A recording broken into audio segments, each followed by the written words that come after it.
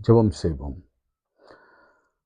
அன்பு மிரக்கமுள்ள பரலோக பிதாவே, மனமகிழ்ச்சியான மீண்டும் ஒரு காலை வேளைக்காக நன்றோடு ஸ்தோத்திரிக்கிறோம். காலை தோறும் 5:30 மணிக்கு இந்த சமூகத்தில் வந்து உம்மை சந்திக்கும்படி வந்திருக்கிறோம். தினந்தோறும் வருகிறோம். நீரும் எங்களுக்காக அந்த 5:30 மணிக்கு காத்திருக்கிறீர். அதற்காக ஸ்தோத்திரம். யோபுவின் வீட்டை அதிகாலை தோறும் விசாரித்து வந்தவர், ஆதாமை ஒரு பகலின் குளிர்ச்சியான வேளையிலே தினந்தோறும் வந்து விசாரித்து அறிந்து கொண்டவர். எங்களையும் விசாரிக்கிற கிருபைக்காக உமக்கு நன்றி செலுத்துகிறோம். அவர் உங்களை விசாரிக்கிறவரானபடினாலே, ஆமாண்டவரே, நீர் எங்களை விசாரிக்கிறவர். எங்கள் தேவைகளை என்னவென்று கேட்டு பெற்றுக்கொள்கிறவர். முதலாவது தேவனுடைய ராஜ்யத்தையும் அவருடைய நீதியும் தேடுங்கள், பிறகு இவைகளெல்லாம் உங்களுக்கு கொடுக்கப்படும் என்று சொல்லி வாக்கு கொடுத்தவர். உம்மை தேடுவர்களுக்கு ஒரு குறைவும் இல்லை என்று சொல்லி உடைய வேதத்தின் வழியாக எங்களை உற்சாகப்படுத்துகிறவர். உன்னதமானவரின் மறைவில் இருக்கிறவன் சர்வ வல்லவரின் நிழல் தங்குவான் என்று எங்களுக்கு தைரியம் கொடுத்தவர். எனக்கு ஒத்தாசை வரும் பர்வதங்களுக்கு நேராக என் கண்கள் எடுக்கிறேன், வானத்தையும் பூமியும் உண்டாக்கின கர்த்தரிடத்தில் எனக்கு ஒத்தாசை வரும் என்று எங்களுக்கு நம்பிக்கை கொடுத்தவர். கர்த்தர் என் மேய்ப்பராய் இருக்கிறார், எனக்கு குறைவு இல்லை என்று சொல்லி நம்பிக்கை கொடுத்தவர். மட்டும் நடத்தி வருகிற தயவுக்காக ஸ்தோத்திரம். கடந்த இரவு பகல் முழுவதும் இல்லை பாதுகாத்த தயவுக்காய் ஸ்தோத்திரம். பெற்றோர், பிள்ளைகள், பேரப்பிள்ளைகள், கணவன், மனைவி, உடன்பிறப்புகள், உற்றார் அனைவருக்காக நமக்கு நாங்கள் நன்றி செலுத்துகிறோம். இயேசு கிறிஸ்துவின் விலையேறப்பட்ட நாமத்தில் நமக்கு நன்றி செலுத்தி ஜெபிக்கிறோம் நல்ல பிதாவே, ஆமீன். கர்த்தரை நம்பியே ஜீவிப்போம், கவலை கஷ்டங்கள் தீர்ந்திடும், கைவிடா காத்திடும் பரமனின் என்ற பாடலை சில சரணங்களை நாம் பாடுவோம். கர்த்தரை நம்பியே ஜீவிப்போம், கவலை கஷ்டங்கள் தீர்ந்திடும், கைவிடா காத்திடும் பரமனின் கரங்களை நாம் பற்றி கொள்வோம். கைவிடா காத்திடும் பரமனின் கரங்களை நாம் பற்றி கொள்வோம். உண்மை வாடி நடந்திடும் உத்தமனுக்கென்றும் கர்த்தர் துணை. உண்மை வாடி நடந்திடும் உத்தமனுக்கென்றும் கர்த்தர் துணை. கண்கள் அவன் மீது வைத்திடுவார், கருத்தாய் காத்திடுவார். கண்கள் அவள் மீது வைத்திடுவார், கருத்தாய் காத்திடுவார். கர்த்தரை நம்பியே ஜீவிப்போம், கவலை கஷ்டங்கள் தீர்ந்திடும், கைவிடா காத்திடும் பரமனின் கரங்களை நாம் பற்றி கொள்வோம். உள்ளமதின் பாரங்களை ஊக்கமாய் கர்த்தரிடம் சொல்லுவோம். உள்ளமதின் பாரங்களை ஊக்கமாய் கர்த்தரிடம் சொல்லுவோம். இக்கட்டு நேரத்தில் கூப்பிடுவோம், இயேசு வந்தாதரிப்பார். இக்கட்டு நேரத்தில் கூப்பிடுவோம், இயேசு வந்தாதரிப்பார். கர்த்தரை நம்பி ஜீவிப்போம், கவலை கஷ்டங்கள் தீர்ந்திடும், கைவிடா காத்திடும் பரமனின் கரங்களை நாம் பற்றி கொள்வோம். நீதிமானின் சீரசின் மேல் நித்திய ஆசீர் வந்திறங்குமே, நீதிமானின் சீரசின் மேல் நித்திய ஆசீர்வந்திரங்குமே. கிருபை நன்மைகள் தொடருமே, கேட்பது கிடைக்குமே. கிருபை நன்மைகள் தொடருமே, கேட்பது கிடைக்குமே. கர்த்தரை நம்பியே ஜீவிப்போம், கவலை கஷ்டங்கள் தீர்ந்திடும். கைவிடா காத்திடும் பரமனின் கரங்களை நாம் பற்றி கொள்வோம். கைவிடா காத்திடும் பரமனின் கரங்களை நாம் பற்றி கொள்வோம். கைகளை உயர்த்தி ஆண்டவரே, கைவிடா காத்திடும் பரமனின் கரங்களை நாம் பற்றிடுவோம். ஆண்டவரே, எங்களை கரங்களை பற்றி நீர் எங்களை நடத்த நம்மை நோக்கி நாங்கள் தாழ்மையோடு செபிக்கிறோம். மனுஷனை அல்ல ஆண்டவரே, சர்வ வல்லவரை நோக்கி பார்க்கிறோம். வானத்தையும் பூமியும் உண்டாக்கின கர்த்தர் எங்களுக்கு ஒத்தாசை அனுப்புவீராக. இந்த வியாதிகளிலிருந்து விடுதலையும், பலவீனத்திலிருந்து நோய்களிலிருந்து விடுதலையும், தழும்புகளாலே குணமானீர்கள் என்ற வார்த்தையின்படி எங்களை நடத்தும் சுவாமி. இதோ நான் உனக்கு சௌக்கியமும் ஆரோக்கியமும் வரப்பண்ணி உன் காயங்களை எல்லாவற்றையும் மாற்றுவேன் என்று சொன்னவர். நிச்சயமாகவே ஒரு நல்ல முடிவு உண்டு. உன் நம்பிக்கை வீண் போகாது என்று சொன்னவர். நீ ஏற்ற காலத்திலே உன்னை உயர்த்தும்படி என் பலத்த கைகளுக்குள்ளே அடங்கிருங்கள் என்று சொன்னவர் அல்லவா. கர்த்தர் நம் மன விருப்பத்தின்படி கொடுத்து ஆலோசனை எல்லாவற்றையும் கர்த்தர் நிறைவேற்றுவாராக. இப்பொழுதும் கூட குழந்தைக்காக, திருமணத்திற்காக இந்த பிள்ளைகள் கண்ணீரோடு கூட ஜெபிக்கிற பொழுது கர்த்தருடைய ஒத்தாசை, அவருடைய உதவி, அவருடைய இரக்கமுள்ள கரம் நம் மீது அமர கர்த்தர் நமக்காக யாவையும் செய்து முடிக்கட்டும். கர்த்தர் எனக்காக யாவையும் செய்து முடிப்பார் என்று சொல்லி நாங்கள் தைரியமாய் சொல்கிற கிருபை எங்களுக்கு தாரும். எல்லா பலவீனங்களும் நோய்களும் மாறிற்று. பரிபூர்ண ஆரோக்கியத்தையும் கர்த்தர் கொடுத்து விட்டார். கட்டிகள் மறைந்து போயின, முழங்கால் வலிகள் மறைந்து போயின, எல்லா வீக்கங்கள் மறைந்து போயின. பிள்ளைகளுக்கு வேண்டிய நல்ல கல்வி, அறிவு, தேர்ச்சி, முதிர்ச்சி, தேர்வில் நல்ல மதிப்பெண் கர்த்தர் கொடுப்பீராக. தேர்வுக்காக காத்திருக்கிறவர்களுக்கு கர்த்தர் நல்ல ஞானத்தையும் படிக்கிற ஆற்றலையும் கொடுத்து ஆசீர்வதிங்கப்பா. ஆண்டவரே, கடனில் மூழ்கி தவிக்கிறவர்களுக்கு கர்த்தர் இந்த வேளையிலே உதவி செய்து, யார் மனதிலாவது பேசி ஆண்டவர் அவளுக்கு உதவி செய்கிற நிறைய உதவியாளர்களை ஏற்படுத்தி தருவீராக. நாங்கள் இப்படியே இருப்பது உமக்கு பிரியமல்ல. வானத்தின் பலகணிகளை கொடுத்து யார் மூலமாவது கர்த்தர் வர்ஷிக்க பண்ணுங்க. கடன்களை அடைக்க உதவி செய்யுங்க. இயேசுவின் நாமத்தில் ஜெபிக்கிறோம் பிதாவே, ஆமென். பிரியமானவர்களே, நாம் நேற்றைய தினத்திலே ரூத் குறித்து நாம் தியானித்தோம்.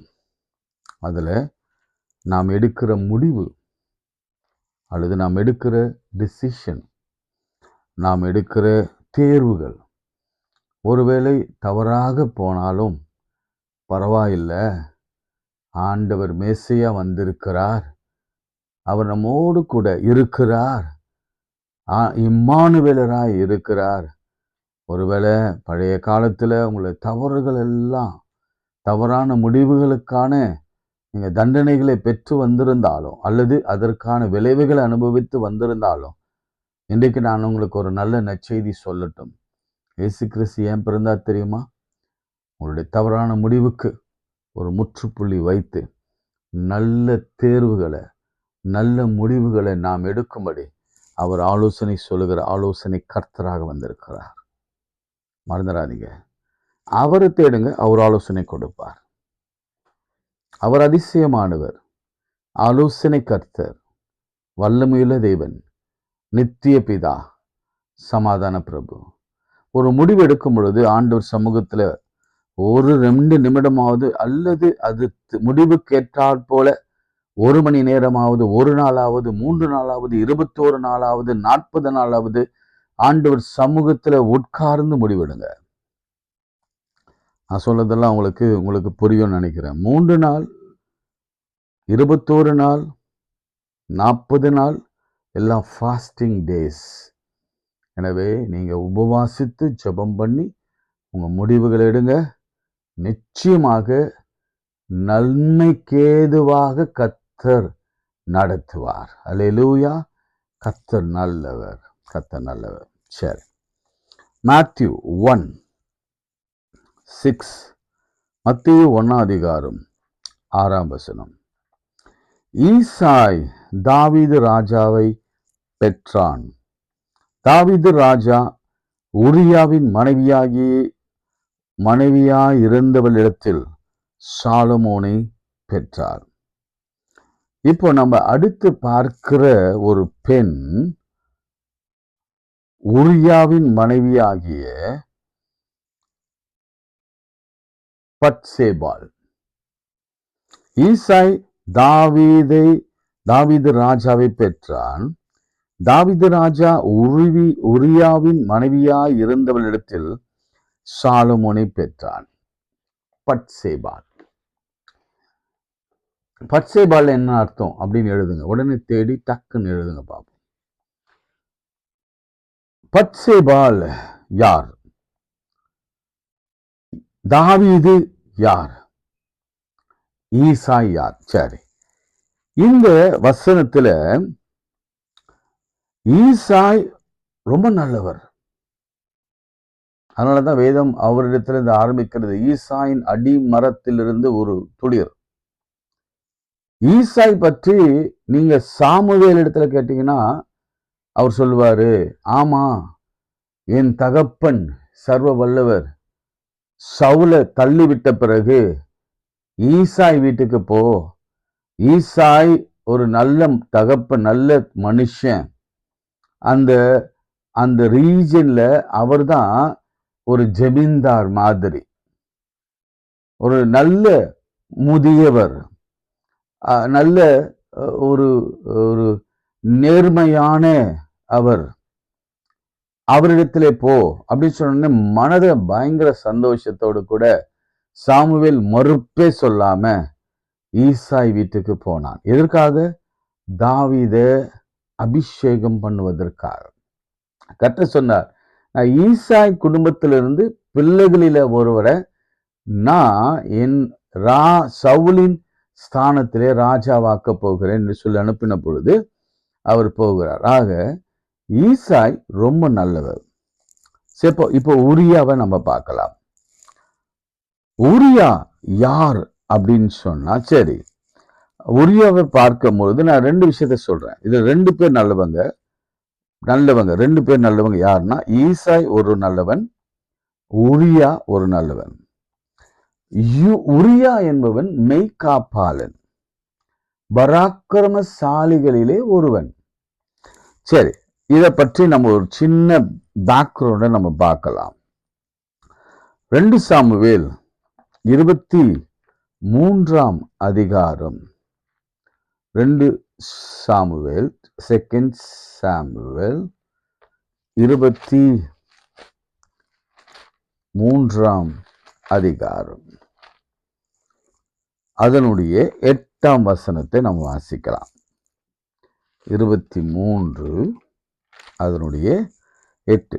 தாவீதுக்கு இருந்த பராக்கிரமசாலிகளில் நாமங்களாவன அப்படின்னு ஆரம்பிக்குது. அதுல தாவீதுக்கு 37 பராக்கிரமசாலிகள் இருந்தார்கள். அதுல இப்படி ஆரம்பிக்கலாம். 3 பேர் தாவீதோடு கூட இருப்பாங்க, ரொம்ப பக்கத்திலே கண்காணித்து கொண்டிருப்பாங்க. நீங்க நிறைய பிரதமர்களை பார்க்கலாம், அவ்வளவு பெரிய ராஜாக்களை பார்க்கலாம்.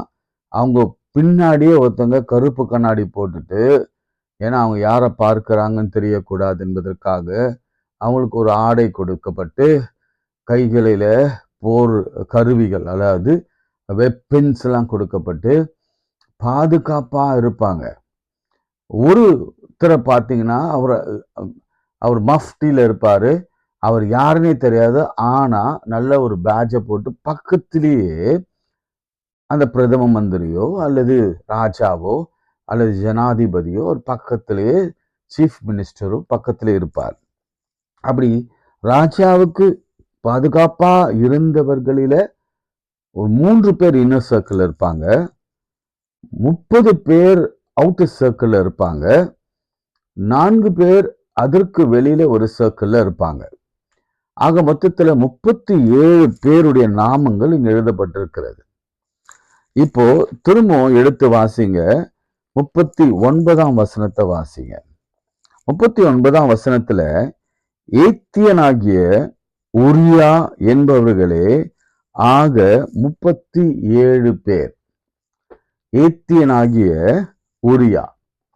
34ஆம் வசனத்தை வாசிங்க. 34ஆம் வசனத்துல மகாத்தியனின் குமாரனாகிய அக்ஸ் யாம் மகன் எலிப் பெலெத் கீலியானினாகிய அகித்தோப்பியலின் குமாரன் எலியாம். அந்த எலியாமின் மகள் தான் பட்சேபாள். கவனிச்சிங்களா? நல்ல கவனிங்க. பட்சேபாள் ஊரியா யார்? அந்த 37 பேர்களிலே பிரதானமான பராக்கிரமசாலி. இந்த பட்சேபாள் யார்? எலியாமின் மகள் பட்சேபாள். அப்போ இந்த பட்சேபால இவர் போய் பார்க்கிறாரு. இப்போ இந்த வசனத்தை திரும்பி வரேன். ஈசாய் ரொம்ப நல்லவன், ஊரியா ரொம்ப நல்லவர், தாவீது மிகவும் மோசமானவர், ஈவன் சாலமோனும் அவருடைய மகனும் கூட மிகவும் மோசமானவங்க. ஆண்டவருடைய வேதாகமத்தை நீங்க வாசிக்கும் பொழுது ஆண்டவர் ரொம்ப கிளியரா எல்லாவற்றையும் எழுதி நமக்கு கொடுத்திருக்கிறார். ஒரு மனிதனில் காணப்படுகிற பாசிட்டிவ், நெகட்டிவ், அவனுடைய குவாலிட்டிஸ், அவனுடைய விசுவாசம், அவனுடைய நம்பிக்கை, அவனுடைய அர்ப்பணிப்பு எல்லாம். அதனால நாம இதை வெளிப்படையாக இதை நாம புரிந்து கொள்கிற பொழுது உண்மையாகவே நம்மை இதுல வைத்து பார்த்தா அது அப்படியே பொருந்தும், விளங்கும்.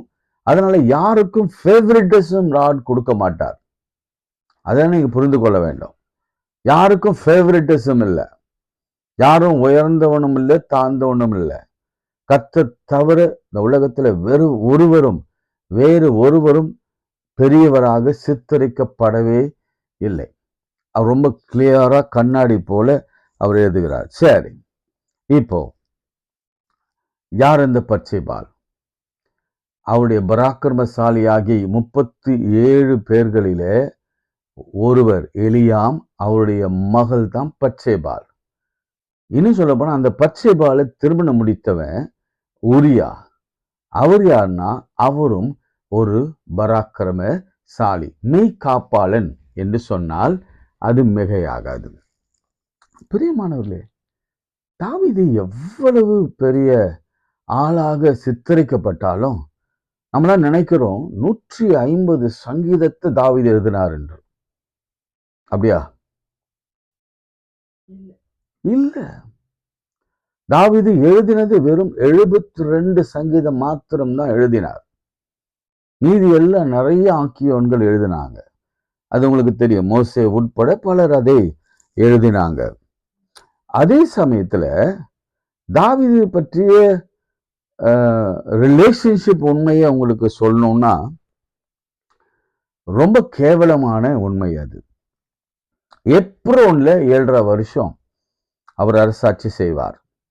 எருசலேமில் எத்தனை வருஷம் அரசாட்சி செய்தார் என்று நீங்க எனக்கு எழுதி அனுப்புங்க. எப்ரோன்ல இருக்கும் பொழுது அவருக்கு 7 மனைவிகள், 10 மறுமனை ஆட்டிகள். எவ்வளவுங்க? 7 மனைவிகளும் 10 மறுமனையாட்டிகளும் அவர்களுக்கு இருந்தார். சாலமோன் அவங்க அப்பா ஒரு அடி பாய்ந்தார்னா பிள்ளை 10 அடி பாயின்னு சொல்லுவாங்கல்ல. சாலமோனுக்கு 700 மனைவிகள்.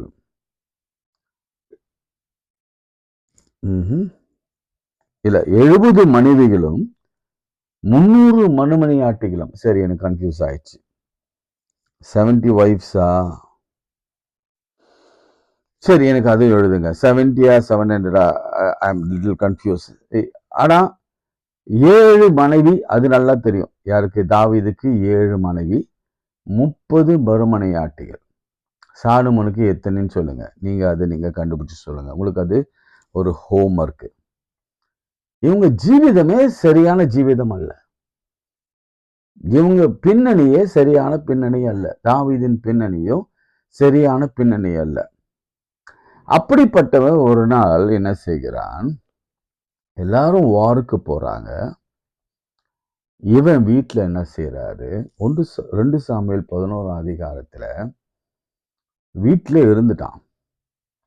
வீட்டுல இருந்தது மாத்திரம் இல்லை, அது இருந்தா இருந்துட்டு போட்டோம். ஏன்னா ஒரு ராஜா, அவனுக்கு நிறைய சேவகர்கள் இருக்கிறாங்க, அல்லது ராஜாவுக்கு அரண்மனை நிறைய வேலை இருக்கும், அப்படிலாம் நீங்க சொல்லலாம். ஆனா உண்மை என்னன்னா, இந்த 11th சாப்டர் வாசிக்கும் பொழுது அவர் வீட்டில் தூங்கி நின்றாராம். என்னங்க அதுல என்னங்க தப்பு இருக்கு? எல்லாருக்கும் தானே தூக்கம் வரும், எல்லாரும் தானே தூங்குறாங்க. இல்ல, மாலையில தூங்கி எழுந்தானாம். நைட்டெல்லாம் தூங்குந்து பத்தாம, ஏற்கனவே வார் நடக்குது. வார் நடக்கிறப்ப யாருக்காவது தூக்கம் வருமா? சண்டை நடக்கும் பொழுது யாருக்காவது உறக்கம் வருமா? வராது. அப்படி வந்துச்சு, விடுங்க பரவாயில்ல, நைட்டு தூங்கிட்டாரு, ஏதோ தூங்கிட்டாருன்னு வச்சுங்க. எங்க மத்தியானத்திலிருந்து சாயங்காலம் வரைக்கும் ஒருத்தன் தூங்குவானா, அவன் எவ்வளவு பெரிய சோம்பேறியா இருப்பான். ஒண்ணு, அவனுக்கு என்ன பொறுப்பு? ராஜ்யத்தை ஆளுகை பொறுப்பு. அந்த ஆளுகையில அவன் அதை முதல்ல கண்காணித்து கொண்டே இருக்கணும். எப்படி போறாங்க, இந்த ஃபர்ஸ்ட் தண்டு எப்படி போச்சு, செகண்ட் தண்டு எப்படி போச்சு, எதிராளிகள் எந்த இடத்துல இருந்து ஃபைட் பண்றாங்க, இங்கிருந்து செய்தி அனுப்பி நீங்க எப்படி டாக்டிக்ஸ் யூஸ் பண்ணலாம். ஏன்னா இவர் வார்ல அவ்வளவு ஸ்கில்டு. அண்ணன் தூங்குறாரு அப்படின்னா அண்ணனுக்கு எவ்வளவு பொறுப்பு இன்மை இருக்கும் என்பதை யோசித்து பாருங்க. நான் தாவீதின் மறுபக்கத்தை உங்களுக்கு நான் காண்பித்து கொண்டிருக்கிறேன். காரணம் உண்டு. ஏன் அதை நான் சொல்ல வரேன்றதெல்லாம் உங்களுக்கு நான் அப்புறம் விளக்க போகிறேன். அடுத்து சரி, படுத்து எழுந்தாரு. எழுந்துட்டு போய் உப்பருகிலே போய் நின்னாராம். பால்கனியில போய் நின்றுட்டு அப்படியே சோம்புல முறிச்சு அவர் பார்த்தாராம். பார்க்கும் பொழுது ஒரு பெண் குளித்து கொண்டிருந்தாராம். யூஸ்வலா அங்க அந்த ஓடை ஒன்று போகும். யாரும் வீட்டிலலாம் அந்த மாதிரிலாம் இல்லை, நீங்கள் அது மாதிரி கற்பனைலாம் பண்ணாதீங்க. வரலாற்றின் அடிப்படையில் சொல்கிறேன். ஒரு ஓடை நீரில் ஒரு பெண் குளித்து கொண்டிருந்தாங்க. இவர் தூரத்திலிருந்து பார்க்கிறார். யார் அந்த பெண் என்று விசாரிக்கிறார். விசாரிக்கும் பொழுதுதான் 2 சாமுவேல் 11ஆம் அதிகாரம் 3ஆம் வசனத்தை கொஞ்சம் வாசிங்க. தூரத்துல இருந்து பார்த்தா ஒன்றும் தெரியாதுல்ல, ஒன்றும் தெரியாது. ரைட், இச்சைக்கு உட்பட்டான். ஓகே, போனா போட்டோம், விடுங்க. யாருன்னு விசாரிக்கிறான். கவனிங்க. இப்போ 11ஆம் அதிகாரம் 3ஆம் வசனம். அப்போது தாவீது அந்த ஸ்திரீ யார் என்று விசாரிக்க ஆள் அனுப்பினான். அவன் எலியாமின் குமாரத்தியும் ஏத்தியனான உரியாவின் மனைவியுமாகிய பத்சேபாள் என்றார்கள். இப்ப நான் சொன்னது உங்களுக்கு விளங்கி இருக்கும்னு நினைக்கிறேன். எலியாம் யாரு? பத்சேபாளின் தகப்பன். அவர் யாரு? அந்த 37 பராக்கிரமசாலிகளிலே ஒருவன். உரியா யாரு? பத்சேபாளின் கணவன். அவன் யாரு? அந்த 37 பேர்ல பிரதானமா இருந்தவன். நீங்க இந்த 2 சாமுவேல் 23 வாசிக்கும் பொழுதுதான் அவங்கெல்லாம் எந்த இடத்துல இருந்தாங்க, அப்படின்னு பார்க்க முடியும். இன்னும் சொல்ல போனா அகித்தோப்பியல் அவனுடைய குமாரன் தான் எலியாம். அகித்தோப்பியல் யார் தெரியுங்களா? ஆலோசனைக்காரன். யாருக்கு? ராஜாவுக்கு. ராஜா இந்த இடத்துல ராஜாவாக எப்ரோனிலும் எருசலேமிலும் ராஜ்யம் பண்ணுவதற்கு காரணமா இருந்தவர்களே மிக முக்கியமானவர் அகித்தோப்பியல். அவருடைய மூளைதான் அவருக்கு உதவி செய்தது. சவுலை கவிழ்க்க, சவுலை அழிக்க ராஜதந்திரம் போட்டு படைகளை அனுப்பி அவனை விரட்ட, படைகளிலே வெல்ல அறிவு கொடுத்ததெல்லாம் அகித்தோப்பியல். அகித்தோப்பியலின் பேத்தி தான் பத்சேபாள். இதெல்லாம் ஏன் இவ்வளவு டீட்டெயில்டா சொல்றேன்னா, நல்ல கவனிங்க. இந்த ராஜா அத்துல்லாம் குகையில போய் தான் ஜீவனுக்காக பயந்து ஒளிந்து கிடக்கிறான். அத்துல்லாம், நல்ல ஞாபகம் வச்சுக்கோங்க, அத்துல்லாம் அப்படின்னு குகையில போய் சவுலிடத்திலிருந்து ஜீவனை காக்கும்படி ஒளிந்து கிடக்கிறான். அப்படி உழைந்து கிழக்கும் பொழுது, ஒளிந்து இருக்கும் பொழுது அவனை பாதுகாத்தவங்கெல்லாம் இந்த 37 மெய்காப்பாளர்கள் பராக்கிரமசாலிகள். ஒண்ணு. ரெண்டாவது, அவன் போகிற பொழுதும் வரும் பொழுதும் அவனுக்கு ஜீவனை காத்தது இவர்கள்தான், உணவு கொடுத்தது இவர்கள்தான், போருக்கு உதவினவர்கள் இவர்கள்தான், இவனுக்கு எதிராளிகளை வீழ்த்தும்படி ஆலோசனை கொடுத்தது இந்த 37 பேரும் மற்றும் அகித்தோப்பியலின் ஆலோசனை தான். ஒரு தடவை ராஜாவுக்கு ரொம்ப தாகம் எடுத்தது. அதுல ஒரு வேலைக்காரனை அனுப்பி கொஞ்சம் தண்ணி கொஞ்சம் கொண்டா, அவன் பக்கத்து பாளையத்துல கொண்டு போய் உயிரை பணைய வைத்து கொண்டு வந்து கொடுக்குறான். அவனும் ஒரு சின்ன வேலை செய்கிறான், அதை தண்ணி கீழே வெட்டி விடுறான்னு வச்சுங்களேன், அது வேற விஷயம். இருந்தாலும் இந்த ராஜஸ்தானத்துல உட்காருவதற்கு, இந்த ராஜ மேன்மை அடைவதற்கு, இவர் ராஜாவாகுவதற்கு காரணமா இருந்தவங்க இந்த 37 பேர். அதுல 3 பேருடைய உறவு, இரத்த உறவு, அகித்தோப்பியல், எலியாம், ஊரியா அவருடைய மகள் தான் அல்லது மனைவி தான். யார்? பேத்தி தான் பத்சேபாள். அப்படின்னு அறிவிக்கப்பட்ட பொழுதும் கூட தாவீது ஆள் அனுப்பி அழைத்து வர சொன்னான். எவ்வளவு நன்றி கெட்டவனாக இருக்க வேண்டும். ஃபர்ஸ்ட் பாயிண்ட், முதல் பாயிண்ட், தூங்கி சோம்பேறியாய் இருந்ததுனால, தன்னுடைய பொறுப்பில் இருந்து அவன் விலகி தூக்க மயக்கத்தில் இருந்தபடினால இச்சை அவனுக்குள் வந்து அது கர்ப்பம் தரித்து பாவத்தை பிறப்பித்தது. பிரியமானவர்களே, தூக்கத்தை அதிகம் விரும்பாதீங்க. அதாவது தூக்கம் ரொம்ப அவசியம். தூக்கம் எப்பொழுது தூங்க வேண்டும்? சரியாக இரவு நேரங்களிலே 9 மணியிலிருந்து காலை 5 வரைக்கும் தான் நல்ல தூக்கம் அவசியம். 8 மணி நேரம் தூக்கம் அவசியம். சூரியன் எழுந்த பிறகும் தூங்குவது தவறு. அதே போல கண்ட நேரத்துல தூங்குவது மிகவும் தவறு. மத்தியான ஓய்வு வேண்டும்னா நாப், இட்ஸ் ஓகே. அதாவது சாப்பிட்ட உடனே கொஞ்ச நேரம் அப்படியே ஓய்வு எடுப்பது என்பது தவறு இல்லை. ஆனா தூக்கம் தரித்திரத்தை கொண்டு வரும். தூக்கம் உன்னை வீழ்த்தும். தூக்கம் உன்னை வாழ விடாது. தூக்கம் உன்னை அழிவை நோக்கி கொண்டு போகும். தூக்கம் உன்னை ஏழையாக்கும். தூக்கம் உன்னை வியாதிக்காரனாக மாக்கும். தூக்கம் உன்னை பலவீனப்படுத்தும். நீ நிறைய நேரம் தூங்கி பாருங்க, உங்களுக்குள்ள ஒரு சோர்வு வரும். யோசிக்கிறீங்க. ஏன்னா மூளை எப்பவுமே ரெஸ்ட்ல இருந்தா என்ன ஆகும்? இல்ல, அதுக்கே ஒரு விதமான கன்ஃபியூஷன், அதுக்கே ஒரு விதமான கறக்கம், அதுக்கே ஒரு விதமான ஒரு போதை. அது என்ன செய்யணும்? அப்படியே தூக்கத்திலே அப்படியே இருக்கிற மாதிரி இருக்கும். அதனால சபையே, இந்த கிறிஸ்துமஸ் நாட்களில் என் அன்பு சகோதர சகோதரிகளே, வாலிப பிள்ளைகளே, நான் உங்களை எல்லாருக்கும் ஒரு தாழ்மையான அட்வைஸ் என்னன்னா, நேரத்தில் தூங்கி நேரத்தில் எழுந்து நல்ல உறக்கத்தை, நல்ல ரெஸ்ட்டை பெற்றுக்கொள்வது மாத்திரமல்ல, கடினமாக உழைக்கவும், வீட்டுக்காக பொறுப்புடன் இருக்கவும் உங்கள் அன்போடு கூட நான் கேட்டுக்கொள்கிறேன்.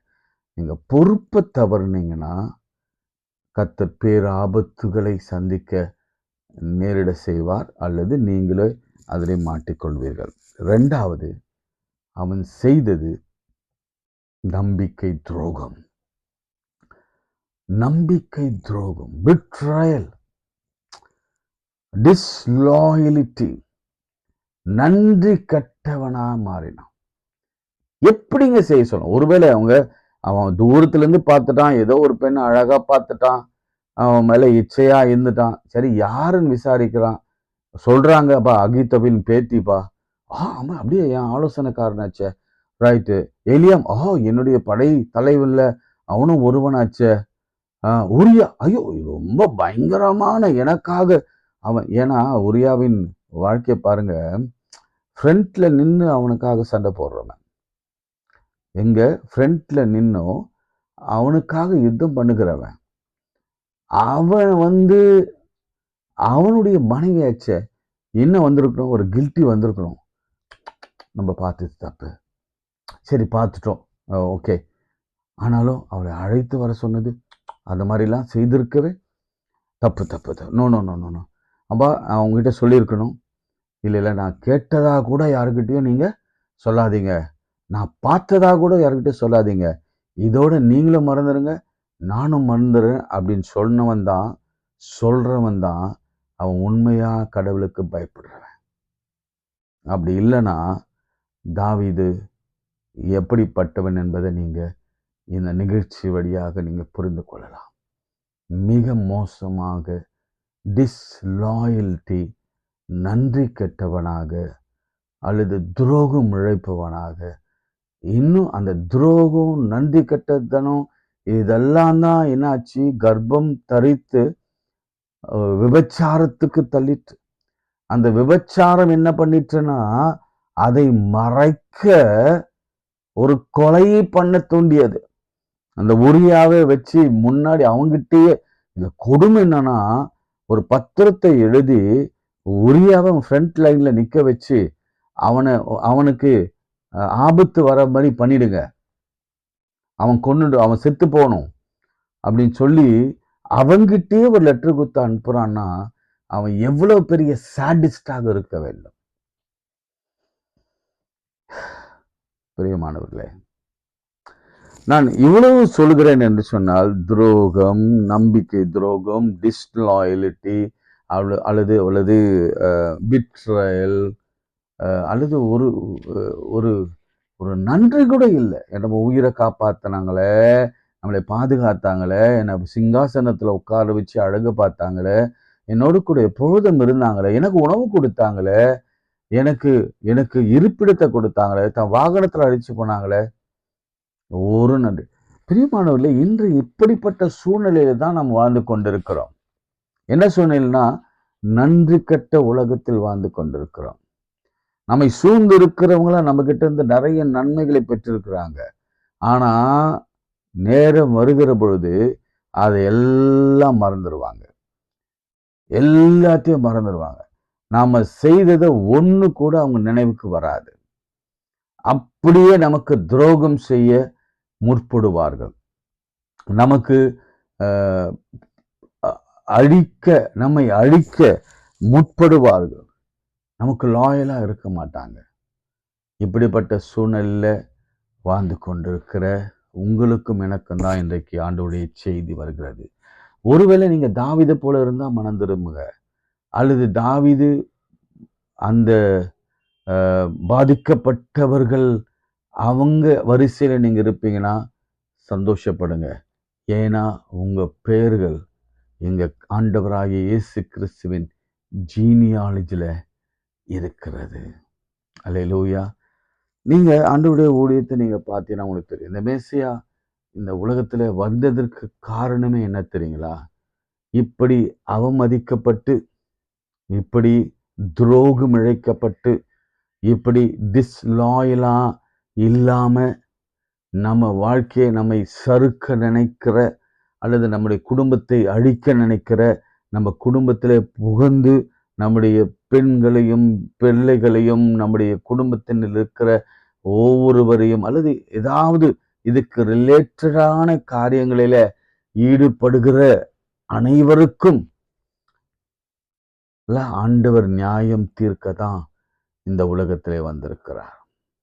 தாவீதுக்கு சரியான ஒரு நியாயம் தீர்ப்பு வந்தது. உங்களுக்கு தெரியும், நார்த்தான் தீர்க்கதரிசி வந்து சொல்லுகிறான், நீயே அந்த மனுஷன். அந்த பிள்ளை மிகவும் கேவலமாக பிறந்ததாம். அவன் ரொம்ப அழுது அழுது ஜோமனா, அது உங்களுக்கு தெரியும். 51ஆம் சங்கீதத்தை உங்களுக்கு வாசித்தீங்கன்னா உங்களுக்கு தெரியும். பச்சைபால் இடத்துல தாவீது தவறு செய்து விட்ட பிறகு அவன் அழுது அழுது ஆண்டவரிடத்துல முறையிட்டதை பார்க்கிறோம். அதனாலதான் தாவீது கொஞ்சம் வித்தியாசமானவன். தவறு தெரிந்தோ தெரியாமலோ செய்தாலும் கூட உடனே அவன் வந்து எழுத ஆரம்பிப்பான். தாவீது 51ஆம் சங்கீதம், சாம்ஸ் 50, அந்த ஃபர்ஸ்ட் அந்த பேராகிராஃப் வாசிக்கிறேன். பச்சைபால் இடத்தில் தாவீது பாவத்திற்கு உட்பட்ட பின்பு நார்த்தான் தீர்க்கதரிசி அவரிடத்தில் வந்து அவன் பாவத்தை உணர்த்தின போது பாடி ராக தலைவனுக்கு உபவிக்கப்பட்ட தாவீதின் சங்கீதம்.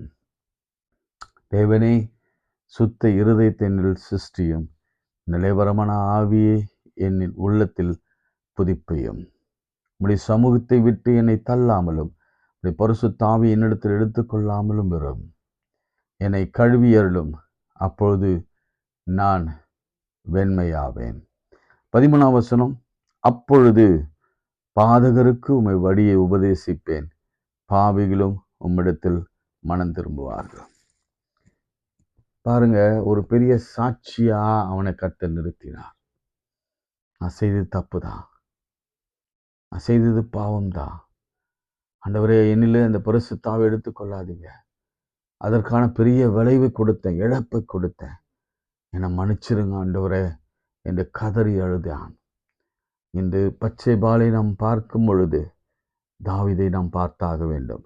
இன்னும் சொல்ல போனால், பச்சைபால் வருங்காலத்தில் சாலமோனை பெற்றெடுத்த பிறகு சாலமோனை ராஜாவாக்க அவள் எடுத்துக்கொண்ட முயற்சியெல்லாம் பார்த்தீங்கன்னா, ஒரு கிங் மேக்கரா தீர்க்கதரிசி நாத்தானோடு சேர்ந்து தாவீதிடத்தில் போய் முறையிட்டு சாலமோனுக்கு வந்த இடையூறுகளெல்லாம் நீக்கி, வந்த எதிராளிகள் எல்லாம் விலக்கி அவனை ராஜாவாக அமர்த்த ஒரு தாய் எவ்வளோ பாடுபட்டா தெரியுங்களா? இதுல விக்டிம் யாரு? பத்சேபால் தான். ஏன்னா ராஜா கட்டாயப்படுத்தியதுனால அந்த பாவத்திலே அவள் விழ வேண்டியதாக இருந்தது. ஒருவேளை அவள் அறிந்து செய்தாலோ அல்லது விரும்பி ஏற்றுக்கொண்டாலோ அதெல்லாம் நமக்கு தெரியாது. ஆனால் அவருடைய பெயர் ஆண்டவருடைய ஜீனியாலஜியில் வந்திருக்கிறது என்று சொன்னார். அவளுக்கு கர்த்தர் ஒரு பெரும் பெயரை அவர் கொடுத்திருக்கிறார். பிரியமானவர்களே, என்று நீங்கள் இதிலிருந்து என்ன பாடங்கள் கற்றுக்கொள்ள போறீங்க தெரியல. ஆவியானவர் என்னென்ன பாடங்கள் உங்களுக்கு கற்றுக் கொடுக்கிறார் என்று எனக்கு தெரியாது. ஆனால் என்னுடைய இலக்கெல்லாம் பத்சேபாலை பற்றிய விளக்கத்தை நான் போதிக்க வேண்டும். அதில் ஆண்டவர் விவரங்களையும் வாக்குதத்தங்களையும் அதில் இருக்கிற வார்த்தைகளையும் அதில் வருகிற பின்னணிகளையும் அதில் வருகிற துரோகங்களையும் அதில் வருகிற பிட்ரயல்களையும் அதில் வருகிற நன்றி கெட்ட தினங்களையும் யாருக்கெல்லாம் பொருந்துமோ அது எல்லாருக்கும் பொருத்துவார். ஒருவேளை தாவீதை போல் இருக்கிறவர்களுக்கும் உணர்த்துவார். அப்படி உணர்த்தும் பொழுது திருந்தணும். 51ஆம் சங்கீதத்தின்படியே அப்படி திருந்தினால் உங்களுக்கு வாழ்க்கை உண்டு. அப்படி திருந்தாமல் போனால் அந்த பிள்ளை அவலட்சணமாய் பிறந்த பிள்ளை இழந்தது போலவே சிலர் இழக்க கூட கொடுக்க முடியும். எனவே இந்த காலை வேளையில கர்த்தருடைய செய்தி வெளியரங்கமாய் வருகிறது, உள்ளத்திலிருந்து வருகிறது. காதுள்ளவன் கேட்க கடவன். ஜெபம் செய்வோம். அன்புள்ள ஆண்டவரே, இந்த வேலைக்காக நன்றியோடு ஸ்தோத்திரிக்கிறோம். இந்த நாளிலும் கூட கர்த்தர் இந்த வார்த்தைகளுக்காக ஸ்தோத்திரம். இந்த வார்த்தைகள் ஒரு புறம் இருக்கட்டும் ஆண்டவரே. இந்த நாளிலே எங்கள் வாழ்க்கையிலே அநேகர் எங்களை ஏமாற்றி இருக்கிறார்கள். அநேகர் எங்களுக்கு எங்களிடத்துல நன்மைகளை பெற்றுக்கொண்டு எங்களை இன்னும் உதாசீனப்படுத்தி கொண்டிருக்கிறார்கள், இன்னும் கேவலப்படுத்தி கொண்டிருக்கிறார்கள். எங்களாலே முன்னுக்கு வந்தவர்கள், எங்கள் நிமித்தமாய் உயர்ந்தவர்கள், எங்களாலே பிழைக்கிறவர்கள், எங்களாலே பிழைத்து கொண்டிருக்கிறவர்கள் எங்களுக்கே பாதகமாகி எங்களுக்கு பல பிரச்சனைகளை உண்டு பண்ணி கொண்டிருக்கிறார்கள். இதுதான் இன்றைக்கு காலையிலே ஜெபிக்கிற அநேகருடைய ஜெபங்களாக இருக்கிறது. எனவே அப்படிப்பட்ட துரோகத்தை இழைத்தவர்களுக்கு கர்த்தர் ஒரு முற்றுப்புள்ளி வைத்து, அப்படி துரோகத்தை அனுபவிக்கிறவர்களுக்கும், அப்படி பாதகத்தை அனுபவித்து கொண்டிருக்கிறவர்களுக்கும் கர்த்தர் இன்றைக்கு ஒரு நியாயத்தை செய்து எங்கள் வாழ்க்கையில ஒரு பெரிய எழுச்சியை கொண்டு வரும்படியா நான் ஜெபிக்கிறேன். தலை குனிந்த இடங்களெல்லாம் தலை நிமிர பண்ணுவீராக. கடன்கள் எல்லாம் விலக்கி, வியாதிகள் எல்லாம் நீக்கி, குழந்தையின்மையெல்லாம் போக்கி, திருமணமாகாத தடையெல்லாம் நீக்கி, சாபங்கள் எல்லாம் மாற்றி, எல்லா உடல் உறுப்புகளும் உச்சந்தலையிலிருந்து உள்ளங்கால் வரையில புதுப்பித்து, எங்கள் பாவங்களுக்காக நீர் அந்த கொடுக்கவிருந்த அந்த தண்டனைகள் எல்லாம் மாற்றி எங்களை மன்னித்து எங்களை உயிர்ப்பிக்கும்படியாய், ஆவியை திரும்ப எங்களுக்குள் வைக்கும்படியாய் இயேசுவின் நாமத்தில் ஜெபிக்கிறோம் நல்ல பிதாவே, ஆமீன். நமது ஆண்டவராகிய இயேசு கிறிஸ்துவின் கிருபை, பிதாவாகி தேவனுடைய அன்பு, பரிசுத்தாவின் ஐக்கியம் நம் அனைவரோடும் இன்னும் சதாக்கள் நிலைத்திருப்பதாக. ஆமீன். God bless you.